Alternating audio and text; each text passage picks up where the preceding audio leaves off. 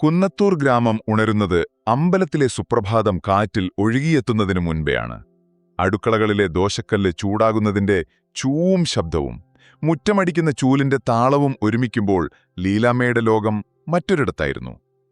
ഓട്ടിട്ട ആ പഴയ തറവാടിന്റെ വടക്കേയറ്റത്തുള്ള ചെറിയ മുറിയിൽ അവരുടെ പഴയ സിംഗർ തയ്യൽ മെഷീൻ ചലിച്ചു തുടങ്ങുമ്പോഴാണ് ആ വീട്ടിൽ പ്രഭാതമാകുന്നത്. ജനലിലൂടെ അരിച്ചെത്തുന്ന നേർത്ത വെളിച്ചത്തിൽ ആ മെഷീന്റെ ഓരോ ചലനവും ലീലാമ്മയുടെ ഹൃദയാമിടിപ്പിന്റെ ഭാഗമായിട്ട് വർഷങ്ങളായിരുന്നു. ഭർത്താവ് രാഘവൻ നായരുടെ അപ്രതീക്ഷിത വിയോഗത്തിന് ശേഷം ജീവിതം മുന്നോട്ട് എന്തു ചെയ്യണമെന്നറിയാതെ പകച്ചുനിന്നപ്പോൾ അദ്ദേഹത്തിന്റെ ഓർമ്മ പോലെ ആ തയ്യൽ മെഷീൻ മാത്രമാണ് തുണയായത്. പൊടിപിടിച്ചു കിടന്ന അതിനെ തുടച്ചുമിനുക്കി എണ്ണയിട്ട് ചലിപ്പിച്ചുകൊണ്ടയ്യപ്പോൾ അത് വെറുമൊരു യന്ത്രമായിരുന്നില്ല, മറിച്ച് തന്റെ 3 പെൺമക്കളുടെ സ്വപ്നങ്ങൾക്ക് നിറം നൽകാനുള്ള ഉപകരണമായിരുന്നു. ആ സൂചിമുനയിലാണ് ശ്രീജയുടെയും വിദ്യയുടെയും ധന്യയുടെയും ഭാവിയെ അവർ ഒരു കുറവുമില്ലാതെ തുന്നിച്ചേർത്തത്. ഓരോ പ്രഭാതത്തിലും അടുക്കളയിലെ ജോലികൾ ഒരുവിധം തീർത്ത് മക്കളെ കുളിപ്പിച്ച് സ്കൂളിലയച്ച ശേഷം ലീലാമ്മ ആ തയ്യൽ മെഷീന്റെ മുന്നിൽ വന്നിരിക്കും. പിന്നെ നേരമിരുട്ടി ഗ്രാമം ഉറക്കത്തിലേക്ക് വഴുതി വീണാലും ആ ചക്രങ്ങൾ തിരിഞ്ഞുകൊണ്ടേയിരിക്കും.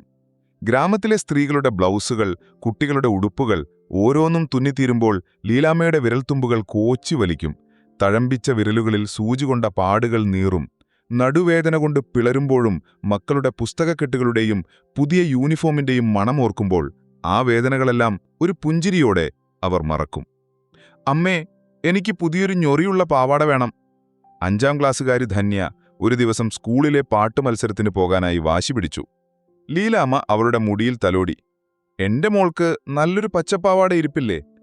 അതിലെ ഡിസൈൻ പഴയതാ. ലതാ ടീച്ചർ പറഞ്ഞിട്ടുണ്ട്, നല്ല ഭംഗിയുള്ള ഉടുപ്പിട്ടാലേ സ്റ്റേജിൽ കാണാൻ ഒരു ഐശ്വര്യമുണ്ടാവൂ. എന്റെ കൂട്ടുകാരി റീനയൊക്കെ പട്ടണത്തിൽ നിന്ന് വാങ്ങിയ ഉടുപ്പായിടുന്നത്. ഞാനിതിട്ടാൽ എല്ലാരും കളിയാക്കും.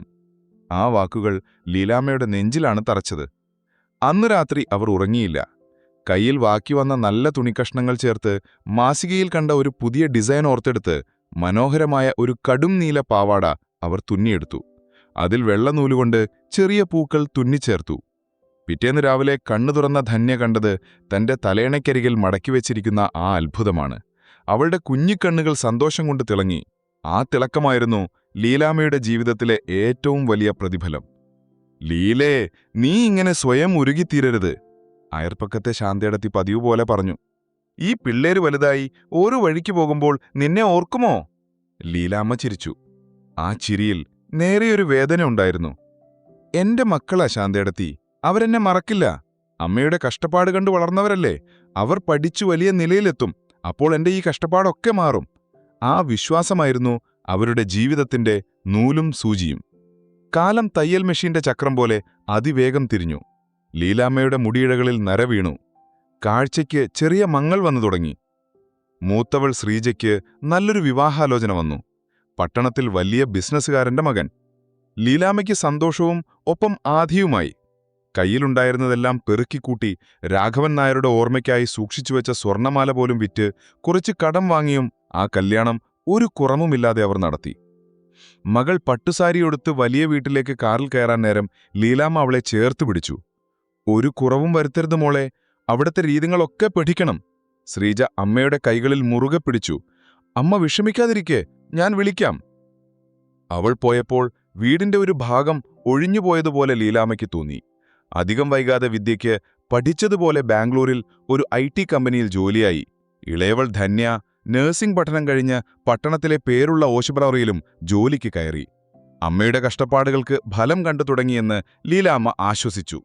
ആദ്യമൊക്കെ എല്ലാ ദിവസവും ഫോൺ വിളികളുണ്ടായിരുന്നു. അമ്മേ, ആഹാരം കഴിച്ചോ? മരുന്നു കുടിച്ചോ? അടുത്ത ആഴ്ച വരാൻ നോക്കാം അമ്മേ. എന്നാൽ പുതിയ ലോകത്തിന്റെ തിരക്കിൽ ആ ആഴ്ചകൾ മാസങ്ങളായി. ഫോൺ വിളികളുടെ എണ്ണം കുറഞ്ഞു. ദൈർഘ്യം സെക്കൻഡുകളായി. ഒരു ഞായറാഴ്ച ലീലാമ്മ വിദ്യയെ വിളിച്ചു. മോളെ, സുഖമാണോ? അമ്മേ, ഞാനൊരു പാർട്ടിയില്ല, പിന്നെ വിളിക്കാം. ഫോൺ വെക്കുന്നതിന് മുൻപ് ലീലാമ്മ കേട്ടു അപ്പുറത്തുനിന്ന് ഒരു പെൺകുട്ടി ചോദിക്കുന്നത്, who is that Vidya? Your mom? Why does she sound so village? വിദ്യയുടെ മറുപടി ഒരു മങ്ങൽ പോലെ ലീലാമ്മയുടെ കാതുകളിൽ പതിച്ചു. Oh, just someone from my village. ആ നിമിഷം ലീലാമ്മയുടെ കൈകൾ വിറച്ചു. അവർ ഫോൺ വെച്ചു. തന്റെ മക്കൾക്ക് താനൊരു നാണക്കേടായി മാറുന്നുവോ? അവർ സ്വയം സമാധാനിപ്പിക്കാൻ ശ്രമിച്ചു. അവൾ കൂട്ടുകാരുടെ മുന്നിലല്ലേ, സാരമില്ല. മാസങ്ങൾക്ക് ശേഷം ശ്രീജയെ കാണാൻ ലീലാമ്മയുടെ മനസ്സു വെമ്പി. ഫോണിൽ വിളിക്കുമ്പോഴെല്ലാം തിരക്കാണമ്മേ, പിന്നെ വിളിക്കാം എന്ന പല്ലവി മാത്രം. ഒടുവിൽ സഹികെട്ട് മകൾക്കേറെ ഇഷ്ടപ്പെട്ട ഇടിച്ചക്കപ്പുഴുക്കും നല്ല നാടൻ മാങ്ങക്കറിയുമുണ്ടാക്കി ഒരു പഴയ തുണിസഞ്ചിയിലാക്കി അവർ പട്ടണത്തിലേക്ക് ബസ് കയറി. ശ്രീജയുടെ വലിയ ഗേറ്റിനു മുന്നിൽ ചെന്നിറങ്ങിയപ്പോൾ അവർക്ക് ചെറിയൊരു അപരിചിതത്വം തോന്നി. കോളിംഗ് ബെല്ലടിച്ചപ്പോൾ വാതിൽ തുറന്നത് ശ്രീജയായിരുന്നു. മുഷിഞ്ഞ കോട്ടൺ സാരിയും കയ്യിലൊരു പഴയ സഞ്ചിയുമായി നിൽക്കുന്ന അമ്മയെ ആ വേഷത്തിൽ കണ്ടപ്പോൾ അവളുടെ മുഖം വിളറി വെളുത്തു. അമ്മയെന്താ പറയാതെ വന്നത്? അവളുടെ ശബ്ദത്തിൽ സന്തോഷത്തേക്കാൾ അമ്പരപ്പായിരുന്നു. നിന്നെ കാണാൻ കൊതിയായി മോളെ, നിനക്കിഷ്ടപ്പെട്ടതൊക്കെ ഞാൻ കൊണ്ടുവന്നിട്ടുണ്ട്. ലീലാമ്മയുടെ ശബ്ദം ഇടറി. അകത്ത് സ്വീകരണമുറിയിൽ ശ്രീജയുടെ ഭർത്താവും അയാളുടെ കുറെ സുഹൃത്തുക്കളുമുണ്ടായിരുന്നു. വില കൂടിയ വസ്ത്രങ്ങൾ അണിഞ്ഞ് ഇംഗ്ലീഷ് സംസാരിക്കുന്ന അവർക്കിടയിലേക്ക് ലീലാമ്മയെ എങ്ങനെ കൊണ്ടുപോകുമെന്നറിയാതെ ശ്രീജ പരസ്രായി. ഇതാരാ ശ്രീജ? ഭർത്താവ് പുരികം ചുളിച്ചു ചോദിച്ചു. ഒരു നിമിഷത്തെ മൗനത്തിനു ശേഷം ശ്രീജ പറഞ്ഞു, അത് നാട്ടിൽ നിന്നൊരാളാ. നമ്മുടെ വീട്ടിൽ പണ്ട് സഹായത്തിനൊക്കെ നിന്നിരുന്നതാ. എന്തോ സഹായം ചോദിച്ചു വന്നതാവും. ആ വാക്കുകൾ ഒരു ഇടിത്തീ പോലെയാണ് ലീലാമ്മയുടെ നെഞ്ചിൽ പൊതിച്ചത്. താൻ ഗർഭം ചുമന്ന് നൊന്തുപെറ്റ് രാപ്പകലില്ലാതെ തുന്നി വളർത്തിയ മകൾക്ക് താനിപ്പോൾ വീട്ടിലെ പഴയ വേലക്കാരിയാണ്. ആഡംബരങ്ങൾക്കിടയിൽ തന്റെ അമ്മയുടെ മുഷിഞ്ഞ സാരിയും ഗ്രാമീണ മുഖവും അവൾക്ക് അപമാനമായി തോന്നിയിരുന്നു. ലീലാമ്മ കൊണ്ടുവന്ന പൊതിക്കെട്ട് അടുക്കളയുടെ ഒരു മൂലയിൽ വെച്ച് ശ്രീജ തിരിഞ്ഞു നോക്കിയില്ല. ആ വലിയ വീടിന്റെ എയർ കണ്ടീഷൻ ചെയ്ത തണുപ്പിലും ലീലാമ്മ വിയർത്തു. അവരുടെ ഹൃദയം മരവിച്ചുപോയിരുന്നു. അന്ന് രാത്രി ആരും അറിയാതെ, ഒരു തുള്ളി വെള്ളം പോലും കുടിക്കാതെ അവർ കുന്നത്തൂരിലേക്ക് മടങ്ങി. അതായിരുന്നു സ്വന്തം മക്കളിൽ നിന്ന് അവർക്ക് കിട്ടിയ ആദ്യത്തെ ഏറ്റവും ആഴത്തിലുള്ള മുറിവ്. യാത്രയുടെ ക്ഷീണവും മകളുടെ പെരുമാറ്റത്തിന്റെ ആഘാതവും ലീലാമ്മയെ തളർത്തി. അവർക്ക് ശക്തമായ പനി പിടിച്ചു. ശരീരം മുഴുവൻ വിറച്ചു തണുത്ത പുതപ്പിനടിയിൽ ചുരുണ്ടുകൂടുമ്പോൾ അവർക്ക് മക്കളെ ഓർമ്മ വന്നു. ശ്രീജയെ വിളിക്കാൻ അവർക്ക് ധൈര്യമുണ്ടായിരുന്നില്ല. വിറയ്ക്കുന്ന കൈകളോടെ അവർ വിദ്യയെ വിളിച്ചു. ഒരുപാട് നേരത്തെ റിങ്ങിന് ശേഷം ഫോണെടുത്തു. ഹലോ. അപ്പുറത്ത് തിരക്കിട്ട ശബ്ദകോലാഹലങ്ങൾ. മോളെ, അമ്മയാ.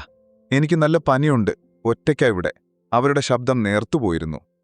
അയ്യോ അമ്മേ, ഞാനിവിടെ വലിയൊരു പ്രോജക്റ്റിന്റെ മീറ്റിംഗിലാണ്. ഇപ്പോൾ സംസാരിക്കാൻ പറ്റില്ല. അമ്മ അടുത്തുള്ള ഏതെങ്കിലും ഡോക്ടറെ പോയി കാണിക്കൂ. ഞാൻ കുറച്ച് പണം അക്കൗണ്ടിലേക്ക് അയക്കാം. മറുപടിക്ക് കാത്തു നിൽക്കാതെ ഫോൺ കട്ടായി. ലീലാമ്മയുടെ കണ്ണുകൾ നിറഞ്ഞൊഴുകി. അവസാനത്തെ പ്രതീക്ഷ നേഴ്സായ ധന്യയായിരുന്നു. അവൾ ആശുപത്രിയിലായിരിക്കുമല്ലോ. അവൾക്ക് അമ്മയുടെ അവസ്ഥ മനസ്സിലാകും. അവർ ആശുപത്രിയിലെ ലാൻഡ് ലൈനിലേക്ക് വിളിച്ചു. ഭാഗ്യത്തിന് ധന്യയ്ക്ക് തന്നെയാണ് ഫോൺ കിട്ടിയത്. മോളെ, ധന്യേ, അമ്മയാ. എനിക്ക് തീരെ വയ്യ, ഒറ്റയ്ക്കാ ഇവിടെ. അപ്പുറത്ത് കൂട്ടുകാരുടെ ചിരിയും കളിയാക്കലുകളും കേൾക്കാമായിരുന്നു. ധന്യയുടെ ശബ്ദം പെട്ടെന്ന് മാറി. Wrong number. ഏതോ ഒരു പേഷ്യന്റ് അറിയാതെ വിളിക്കുന്നതാ എന്നവൾ കൂട്ടുകാരോട് പറഞ്ഞ് ഫോൺ വെച്ചു. ആ നിമിഷം ലീലാമ്മയുടെ ലോകം നിശ്ചലമായി. തന്റെ മക്കൾ, താൻ ജീവശ്വാസം പോലെ സ്നേഹിച്ചവർ തനിക്ക് പൂർണ്ണമായും അന്യരായെന്ന് അവൾ ആഴത്തിലുള്ള വേദനയോടെ തിരിച്ചറിഞ്ഞു. അന്ന് രാത്രി പനിയുടെ ചൂടിനേക്കാൾ വലിയ ചൂട് അവരുടെ ഹൃദയത്തിലായിരുന്നു. ആരും കാണാതെ, ആരും കേൾക്കാതെ ആ അമ്മ തലയണയിൽ മുഖമമർത്തിക്കരഞ്ഞു. പിന്നീടുള്ള ദിവസങ്ങൾ ഒറ്റപ്പെടലിന്റെയും അടക്കിപ്പിടിച്ച ദുഃഖത്തിന്റേതുമായിരുന്നു. ലീലാമ്മ ആ വീട്ടിന്റെ 4 ചുമരുകൾക്കുള്ളിൽ ഒതുങ്ങിക്കൂടി. അടുക്കളയിൽ കയറാനോ ഭക്ഷണം കഴിക്കാനോ അവർക്ക് തോന്നിയില്ല. അവരുടെ ചിരി മാഞ്ഞു, സംസാരം നിലച്ചു. ജനലേഴികളിലൂടെ പുറത്തേക്ക് ശൂന്യമായി നോക്കി അവർ ദിവസങ്ങൾ തള്ളി നീക്കി. ഒരു കാലത്ത് തന്റെയും മക്കളുടെയും ജീവിതം തുന്നിച്ചേർത്ത ആ പഴയ തയ്യൽ മെഷീൻ ഒരു മൂലയിൽ പൊടിപിടിച്ച് നിശബ്ദമായി കിടന്നു. അതിന്റെ ചക്രങ്ങൾക്കൊപ്പം നിലച്ചുപോയത് ലീലാമ്മയുടെ ജീവിതവും കൂടിയായിരുന്നു. അയൽവാസിയായ ശാന്തയടത്തി ഇടയ്ക്കിടയ്ക്ക് വന്ന് ആശ്വസിപ്പിക്കാൻ ശ്രമിച്ചു. ലീലേ, നീ ഇങ്ങനെ തളർന്നു പോകരുത്. ഉണ്ണാതുറങ്ങാതെ കിടന്നാൽ അസുഖം കൂടും. നിനക്ക് നീ മാത്രമേ ഉള്ളൂ എന്ന് മനസ്സിലാക്കണം. പക്ഷേ അതൊന്നും കേൾക്കാനുള്ള മാനസികാവസ്ഥയിലായിരുന്നില്ല ലീലാമ്മ. അവരുടെ ഓർമ്മകൾ മുഴുവൻ മക്കളുടെ കുട്ടിക്കാലമായിരുന്നു. പനിച്ചു കിടന്നപ്പോൾ താൻ അവരെ നെഞ്ചോട് ചേർത്തുറങ്ങിയതും അവർക്കായി ഗൊതിയോടെ ഭക്ഷണം വാരിക്കൊടുത്തതും അവരുടെ ചിരികൾക്ക് വേണ്ടി സ്വന്തം സന്തോഷം വേണ്ടെന്ന് വെച്ചതും ആ ഓർമ്മകളിൽ ജീവിച്ച് സ്വയം ഉരുകിത്തീരാനായിരുന്നു അവരുടെ വിധിയെന്ന് അവർ വിശ്വസിച്ചു. ഒരു ദിവസം ശാന്തയടത്തി ഒരു തുണിക്കഷ്ണവുമായി ലീലാമ്മയുടെ വീട്ടിലേക്ക് കയറി വന്നു. ലീലേ, എന്റെ പേരക്കുട്ടിക്ക് പിറന്നാളാ. അവൾക്ക് നീ ഒരു ഉടുപ്പ് തുന്നിത്തരണം. നിന്റെ കൈകൊണ്ട് തുന്നിയാൽ അതിനൊരു ഐശ്വര്യമാ. ലീലാമ്മ ആദ്യം വിസമ്മതിച്ചു. എനിക്കിനി വയ്യ ശാന്തയടത്തി, എന്റെ കൈ വിറയ്ക്കും, എല്ലാം മറന്നുപോയി. ശാന്തയടത്തി വിട്ടില്ല. ഒരു മറവും പോയിട്ടില്ല. നീയൊന്ന് എഴുന്നേൽക്ക്. അവർ ലീലാമ്മയെ താങ്ങി എഴുന്നേൽപ്പിച്ച് ആ പൊടി പിടിച്ച മെഷീന്റെ മുന്നിലിരുത്തി. മെഷീൻ തുടച്ചുകൊടുത്തു, നൂല് കോർത്തുകൊടുത്തു.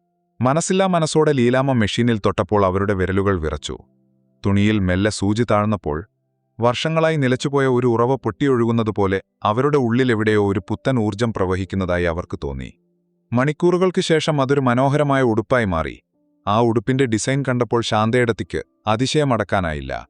ലീലാമ്മയുടെ വേദനകൾ മുഴുവൻ ആ ഉടുപ്പിലൊരു മനോഹരമായ ഡിസൈനായി മാറിയിരുന്നു. ആ ഉടുപ്പ് ഗ്രാമത്തിൽ സംസാര വിഷയമായി. അതൊരു തുടക്കമായിരുന്നു. ചെറിയ ചെറിയ ഓർഡറുകൾ ലീലാമ്മയെ തേടി എത്തിത്തുടങ്ങി. ഓരോ തുന്നലും അവരുടെ മുറിവുണക്കുന്ന മരുന്നായി മാറി.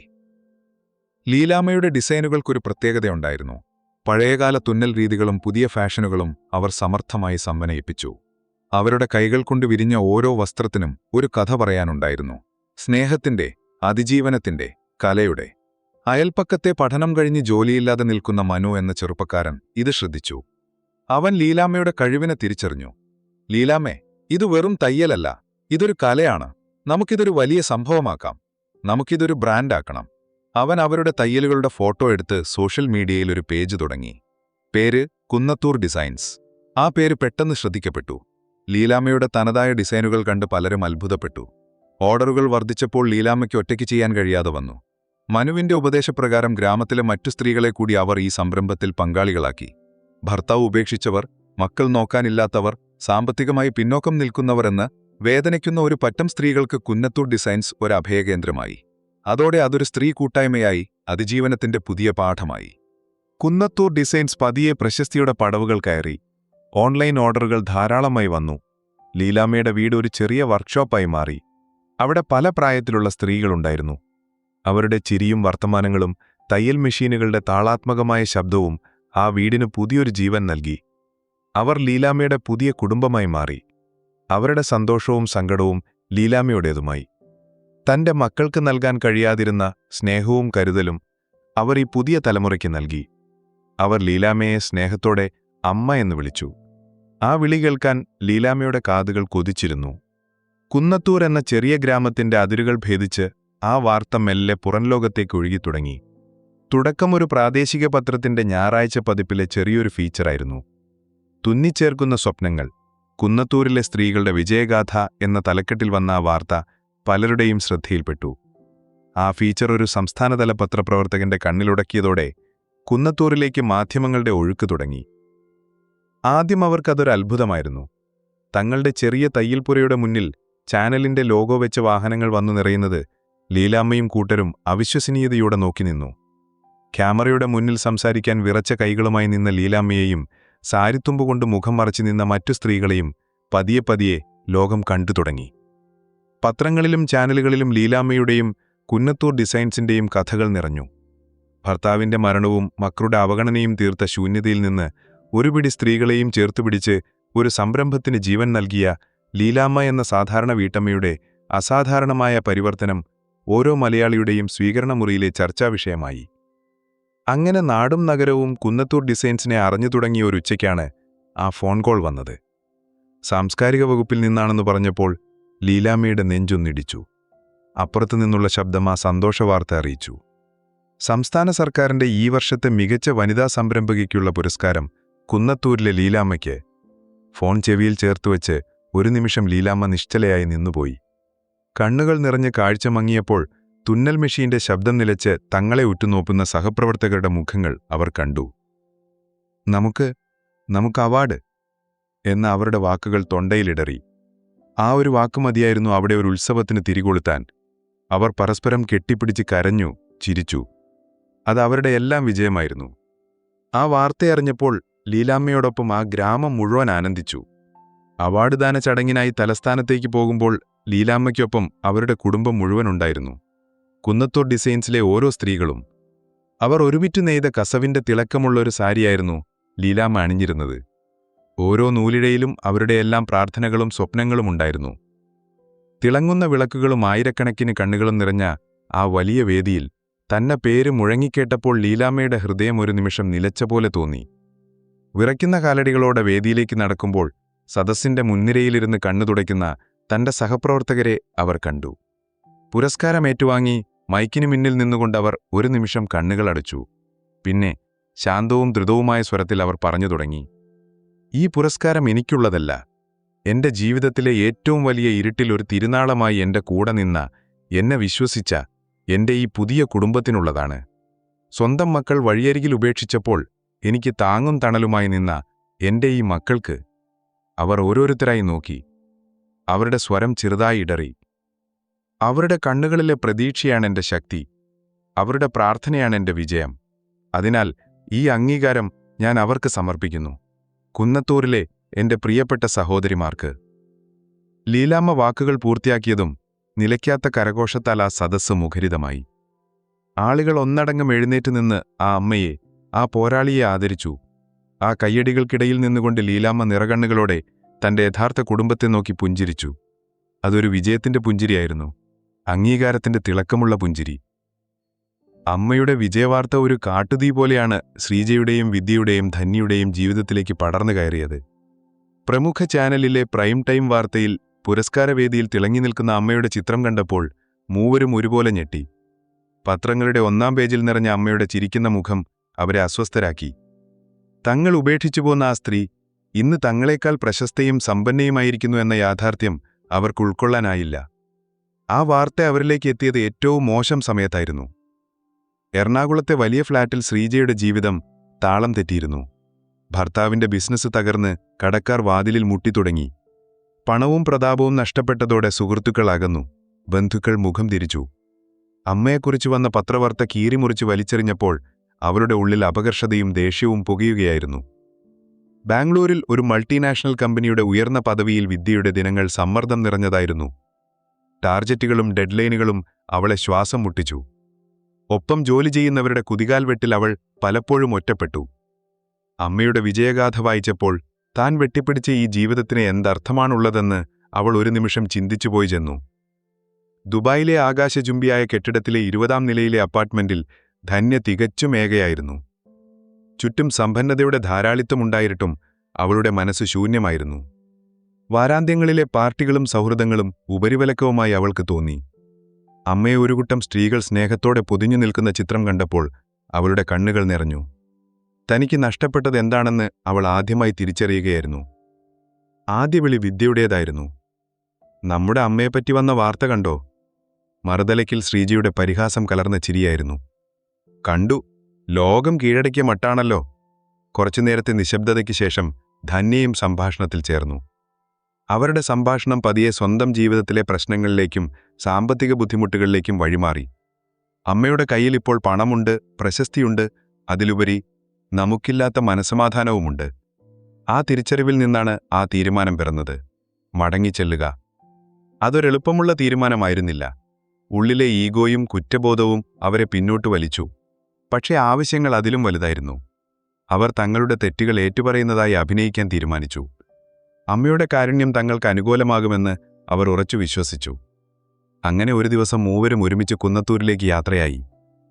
വർഷങ്ങൾക്ക് ശേഷം അമ്മയുടെ വീട്ടിന്റെ ഗേറ്റ് കടന്ന് അവരുടെ കാർ മുറ്റത്തേക്ക് പ്രവേശിക്കുമ്പോൾ അവരുടെ മനസ്സിൽ പഴയ അമ്മയുടെ രൂപമായിരുന്നു. തങ്ങളെ കാണുമ്പോൾ ഓടിവന്ന് കെട്ടിപ്പിടിച്ച് സ്നേഹത്തോടെ ശകാരിച്ച് കണ്ണുനീരോടെ അകത്തേക്ക് ക്ഷണിക്കുന്ന ഒരു ദുഃഖിതയായ അമ്മ. എന്നാൽ കാറിൽ നിന്നിറങ്ങി അവർ കണ്ട കാഴ്ച അതായിരുന്നില്ല. വീട്ടിന്റെ മുന്നിൽ കുന്നത്തൂർ ഡിസൈൻസ് എന്ന് ഭംഗിയായി എഴുതിയ ബോർഡ്. മുറ്റത്തെ ചെടികൾ ഭംഗിയായി വെട്ടിയൊതുക്കി പൂത്തുലഞ്ഞു നിൽക്കുന്നു.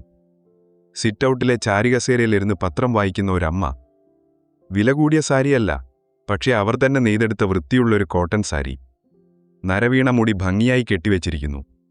മുഖത്ത് കാലം വരുത്തിയ ചുളിവുകളുണ്ട്, പക്ഷെ അതിനേക്കാൾ ഉപരി ആത്മവിശ്വാസവും പ്രൗഢിയുടെയും ഒരു തിളക്കമുണ്ടായിരുന്നു. അവർ പത്രം മടക്കിവെച്ച് പതിയെ എഴുന്നേറ്റു. ആ കണ്ണുകളിൽ വർഷങ്ങൾക്ക് മുൻപുള്ള ദൈന്യതയായിരുന്നില്ല, പകരം ശാന്തവും ദൃഢനിശ്ചയവുമായിരുന്നു. ആ നോട്ടത്തിൽ അവർ മൂവരും ഒരു നിമിഷം പളളിപ്പോയി. അവർ പ്രതീക്ഷിച്ചു വന്ന അമ്മയായിരുന്നില്ല അത്. ഇത് ലീലാമ്മ എന്ന വ്യക്തിത്വമായിരുന്നു. വർഷങ്ങൾക്ക് ശേഷം പൊടി പിടിച്ച ഓർമ്മകൾ പോലെയാണ് അവർ ആ പടി കടന്നുവന്നത്. പഴയ കുന്നത്തൂർ വീടിന്റെ സ്ഥാനത്ത് ഇന്ന് തലയുയർത്തി നിൽക്കുന്ന പ്രൗഢിയും ശാന്തതയുമുള്ള ഒരു പുതിയ വീടായിരുന്നു അത്. ഗേറ്റിൽ മനോഹരമായി കൊത്തിവെച്ചിരുന്നു കുന്നത്തൂർ ഡിസൈൻസ്. വീടിന്റെ അകത്തുനിന്ന് നേർത്ത സംഗീതം പോലെ തയ്യൽ മെഷീനുകളുടെ ഒരുമിച്ചുള്ള ശബ്ദം ഒഴുകി വരുന്നുണ്ടായിരുന്നു. വരാന്തയിലെ ചൂരൽ കസേരയിലിരുന്ന് ചായ കുടിക്കുകയായിരുന്ന ലീലാമ്മ അവരെ കണ്ടു. കാലം അവരുടെ മുഖത്ത് ചുളിവുകൾ വീഴ്ത്തിയിരുന്നെങ്കിലും കണ്ണുകളിലെ തിളക്കത്തിന് മാറ്റുകൂട്ടിയിരുന്നു. അവർ ധരിച്ചിരുന്ന കൈത്തറി സാഡിയിൽ അവരുടെ തന്നെ കരവിരുതിന്റെ ചാരുതയുണ്ടായിരുന്നു. തങ്ങളെ തേടി വന്ന മക്കളെ കണ്ടപ്പോൾ ആ മുഖത്ത് അത്ഭുതമോ ആനന്ദമോ വിരിഞ്ഞില്ല. പഴയ സ്നേഹത്തിനു വേണ്ടിയുള്ള യാചനയുടെ ഒരു അംശം പോലുമില്ലാത്ത ആഴക്കടൽ പോലെ ശാന്തമായ കണ്ണുകളോടെ അവരെഴുന്നേറ്റു. വന്നോ നിങ്ങൾ? ആ ചോദ്യത്തിൽ പരിഭവമോ കുറ്റപ്പെടുത്തലോ ഉണ്ടായിരുന്നില്ല. വഴിതെറ്റി വന്ന ആരോടെന്നു പോലുള്ള നിർവികാരത മാത്രം. അതായിരുന്നു അവർക്ക് താങ്ങാനാവാത്തത്. അമ്മയുടെ ശകാരമോ കണ്ണീരോ അവർ പ്രതീക്ഷിച്ചിരിക്കാം. പക്ഷെ ഈ ശാന്തത അവരെ ഭയപ്പെടുത്തി. മൂത്തയാൾ റെജി മുന്നോട്ടു വന്ന് ആ കാലുകളിലേക്ക് വീണു. പിന്നാലെ സുനിതയും ഇളയ മകൻ മനോജും. അവരുടെ കണ്ണുനീർ ആ വീടിന്റെ തണുത്ത തറയെ നനച്ചു. അമ്മേ, ഞങ്ങളോട് ക്ഷമിക്കണം. വാക്കുകൾക്കായി അവർ പരതി. അമ്മയെ തനിച്ചാക്കിപ്പോയ ഓരോ ദിവസവും ഞങ്ങൾ നീറുകയായിരുന്നു. ഞങ്ങൾക്ക് തെറ്റുപറ്റി, മാപ്പ് തരണം. ലീലാമ്മ അവരെ പിടിച്ചെഴുന്നേൽപ്പിച്ചു. അവരുടെ കൈകൾക്ക് പഴയ വാത്സല്യത്തിന്റെ വിറയിലുണ്ടായിരുന്നില്ല. പകരം ഒരു മരത്തിന്റെ വേരുപോലെ ഉറപ്പുണ്ടായിരുന്നു. എനിക്ക് നിങ്ങളോട് ദേഷ്യമില്ല, പകയുമില്ല. കാരണം മുറിവുകൾ കാലം മായ്ക്കും. ചില മുറിവുകൾ നമ്മളെ പുതിയൊരാളാക്കും. എന്നെ ഈ കാണുന്ന ലീലാമ്മയാക്കിയത് നിങ്ങളാണ്. അവർ സ്വീകരണമുറിയിലേക്ക് നടന്നു. ചുവരുകളിൽ അവർ രൂപകൽപ്പന ചെയ്ത വസ്ത്രങ്ങൾ ധരിച്ച ചിരിക്കുന്ന സ്ത്രീകളുടെ ചിത്രങ്ങൾ, അവാർഡുകൾ, അംഗീകാരങ്ങൾ. ആ മുറി അവരുടെ വിജയത്തിന്റെ കഥകൾ നിശബ്ദമായി വിളിച്ചു പറയുന്നുണ്ടായിരുന്നു. നിങ്ങൾ അന്വേഷിച്ചു വന്ന അമ്മയെ വർഷങ്ങൾക്ക് മുൻപേ നിങ്ങൾ തന്നെ ഓരോരുത്തരായി കൊന്നു. ഫോൺ വിളിക്കാതെ രജി ആദ്യത്തെ വെട്ടുവെട്ടി. അസുഖം വന്നപ്പോൾ തിരിഞ്ഞു നോക്കാതെ സുനിത അടുത്ത വെട്ടുവെട്ടി. ഈ വീട് വിറ്റ് പണം വേണമെന്ന് പറഞ്ഞ മനോജ് അവസാനത്തെ ആണിയും അടിച്ചു. നിങ്ങൾ അന്വേഷിക്കുന്ന ആ അമ്മ ആ ഗ്രോബിൽ ഉറങ്ങുകയാണ്. അവളെ ഇനി ഉണർത്തരുത്. അകത്തെ മുറിയിൽ നിന്ന് ചിരിച്ചുകൊണ്ടൊരു യുവതി ഒരു ട്രേയിൽ ചായയുമായി വന്നു. അവൾ ലീലാമ്മയെ നോക്കി സ്നേഹത്തോടെ പുഞ്ചിരിച്ചു. അമ്മേ, ഇവർക്ക് ചായ കൊടുക്കട്ടെ? ലീലാമ്മ തലയാട്ടി. എന്നിട്ട് മക്കളെ നോക്കി പറഞ്ഞു, ഇവളാണ് എന്റെ മകൾ രമ്യ. അകത്ത് വേറെയുമുണ്ട് എന്റെ മക്കൾ. അവർ വർക്ക്ഷോപ്പ് പ്രവർത്തിക്കുന്ന വലിയ ഹാളിന്റെ തുറന്നുകിടക്കുന്ന വാതിലിനപ്പുറത്തേക്ക് ചൂണ്ടി. അവിടെ പല പ്രായത്തിലുള്ള സ്ത്രീകൾ തങ്ങളുടെ ജോലിയിൽ മുഴുകിയിരിക്കുന്നു. അവരുടെ മുഖങ്ങളിൽ സംതൃപ്തിയും സന്തോഷവും നിഴലിക്കുന്നുണ്ടായിരുന്നു. ഇതാണെന്റെ ലോകം, പരസ്പരം താങ്ങും തണലുമാകുന്ന ഒരു കുടുംബം. നിങ്ങൾ ഉപേക്ഷിച്ച നൂലുകൊണ്ടാണ് ഞാൻ എന്റെ ജീവിതം വീണ്ടും തുന്നിയെടുത്തത്. ഇപ്പോൾ ജീവിച്ചിരിക്കുന്നത് കുന്നത്തൂർ ഡിസൈൻസിന്റെ അമ്മയാണ്. ഈ കാണുന്ന എന്റെ മക്കളുടെ അമ്മ. അവരുടെ വാക്കുകൾ ഒരു ചുറ്റിക പോലെയാണ് മക്കളുടെ ഹൃദയത്തിൽ പതിച്ചത്. നിങ്ങൾ നിങ്ങളുടെ ജീവിതം ജീവിക്കുക. എനിക്കിപ്പോൾ സന്തോഷിക്കാൻ, സങ്കടം പറയാൻ, ചേർത്തുപിടിക്കാൻ എന്റെ ഈ മക്കളുണ്ട്. എനിക്ക് തിരികെ വരാൻ താൽപ്പര്യമില്ലാത്ത, നിറം മങ്ങിത്തുടങ്ങിയ ഒരു പഴയ ഫോട്ടോ മാത്രമാണ് നിങ്ങൾ. ആ വാക്കുകളിൽ സ്നേഹമുണ്ടായിരുന്നില്ല, വെറുപ്പുമുണ്ടായിരുന്നില്ല. പകരം സ്വന്തം കാലിൽ നിൽക്കുന്ന ഒരു സ്ത്രീയുടെ ഉറച്ച തീരുമാനമുണ്ടായിരുന്നു. ഇനി പിന്നോട്ടൊരടി വയ്ക്കില്ല എന്ന തീരുമാനം. മക്കൾ 3 പേരും തലകുനിച്ച് ആ വീട്ടിൽ നിന്നിറങ്ങി. തങ്ങൾ ഉപേക്ഷിച്ചു പോയതൊരമ്മയെ മാത്രമല്ല, തങ്ങൾക്കിനി ഒരിക്കലും തിരികെ ലഭിക്കാത്ത ഒരു ലോകത്തെ കൂടിയാണെന്ന് അവർ വേദനയോടെ തിരിച്ചറിഞ്ഞു. അവർ ഗേറ്റ് കടന്നുപോകുന്നത് നോക്കി നിൽക്കാതെ ലീലാമ്മ തന്റെ വർക്ക്ഷോപ്പിലേക്ക് തിരികെ നടന്നു. പുതിയ ഡിസൈനുകളും ചിരിക്കുന്ന മുഖങ്ങളും അവരെ കാത്തിരിക്കുന്നുണ്ടായിരുന്നു. പുറത്ത് അവരുടെ വില കൂടിയ കാർ സ്റ്റാർട്ട് ചെയ്യുന്ന ശബ്ദം മാഞ്ഞുപോയപ്പോൾ അകത്ത് ആ പഴയ തയ്യൽ മെഷീന്റെ ശബ്ദം വിജയത്തിന്റെ സംഗീതം പോലെ കൂടുതൽ ഉച്ചത്തിൽ മുഴങ്ങിക്കൊണ്ടേയിരുന്നു.